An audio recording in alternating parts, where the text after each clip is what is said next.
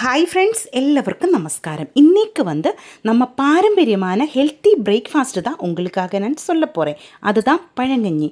நல்ல சூப்பர் டேஸ்ட்டும் ப்ரோபயோட்டிக்ஸ் நிறைய இருக்கிறதுமாய இந்த பழங்கஞ்சியோட குணங்களை பற்றி சொல்ல முடியாது. அவ்வளோவும் டேஸ்ட்டும் ஹெல்த்தியுமாக இருக்கும். எப்படி செய்யலாம்னு பார்க்கலாம். அதுக்காக ஒரு நைட்டு ஃபுல்லாக தண்ணியில் ஊற வச்சு எடுத்த சாப்பாடு தான் இது. இந்த மாதிரி தான் நம்ம பழங்கஞ்சி தயார் பண்ணி எடுக்கணும். நைட்டு ஃபுல்லாக இந்த தண்ணியில் ஊற வச்ச சாப்பாடு தான் அது. காலையில் தான் நம்ம சாப்பிட போகிறேன்.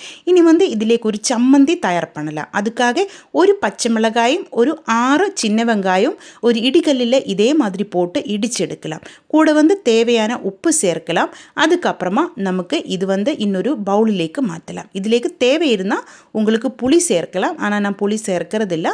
கடைசியில் கொஞ்சமாக தேங்காய் எண்ணெய் இதிலேக்கு ஊற்றலாம். இது நம்ம பழங்கஞ்சியிலே சேர்த்து சாப்பிடும்போது நல்ல டேஸ்ட்டாக இருக்கும். நீங்கள் ட்ரை பண்ணி பாருங்கள், சூப்பராக இருக்கும். இந்த சம்மந்தி மட்டுமல்ல, இன்னும் சில தோரன் வத்தல் எல்லாம் நான் இதிலேக்கு போட போகிறேன். ஒரு மண்சட்டி எடுத்து வச்சுருக்கு. அதிலேக்கு பழங்கஞ்சி நமக்கு எடுக்கலாம்.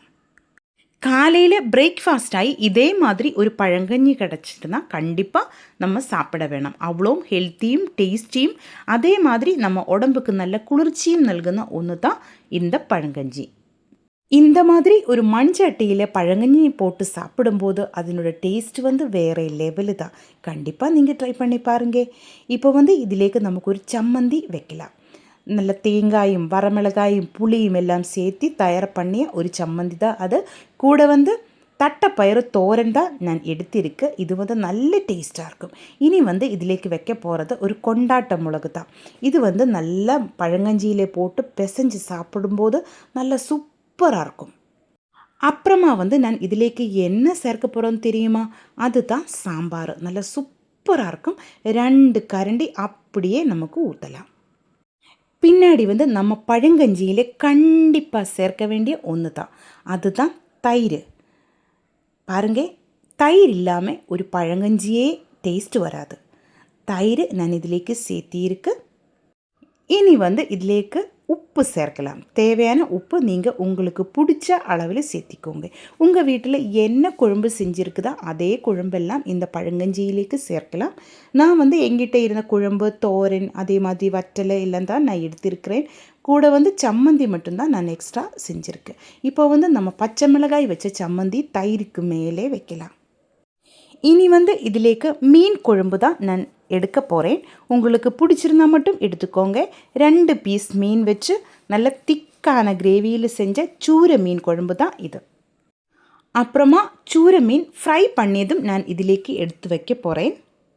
இந்த மாதிரி உங்கள் வீட்டில் எந்த குழம்போ பொரியலோ இருந்தாலும் எல்லாமே இதிலேக்கு சேர்க்கலாம். பழங்கஞ்சியில் எல்லாமே மிக்ஸ் பண்ணி சாப்பிடும்போது தான் நல்ல டேஸ்ட்டாக இருக்கும்.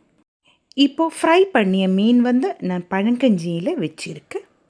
இனி நமக்கு சாப்பிடலாம்.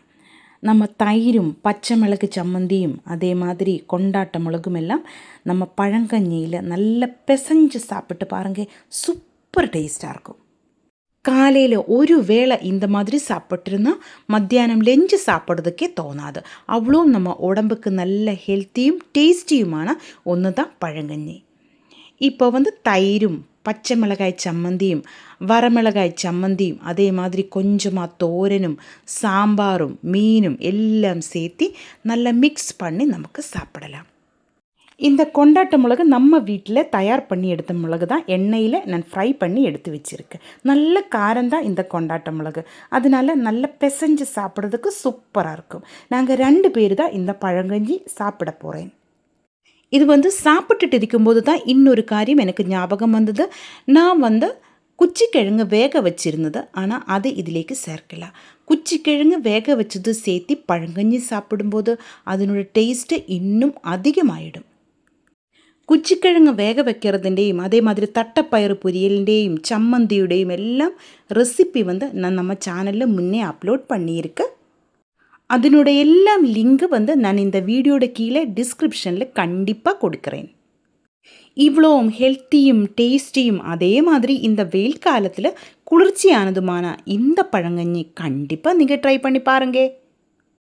இந்த வீடியோ உங்களுக்கு பிடிச்சிருந்தால் சேனல் சப்ஸ்கிரைப் பண்ணுங்கள், லைக் பண்ணுங்கள். கேரளா ரெசிபிஸ் பிடிக்கிற உங்கள் ஃப்ரெண்ட்ஸுக்கு எல்லாம் நீங்கள் ஷேர் பண்ணி கொடுங்க. ஹைப் ஆப்ஷன் ப்ரெஸ் பண்ணி என்னை கொஞ்சம் சப்போர்ட் பண்ணி கொடுங்க. உங்களுடைய ஃபீட்பேக்கு கண்டிப்பாக கமெண்ட்டில் எழுதி போடுங்க.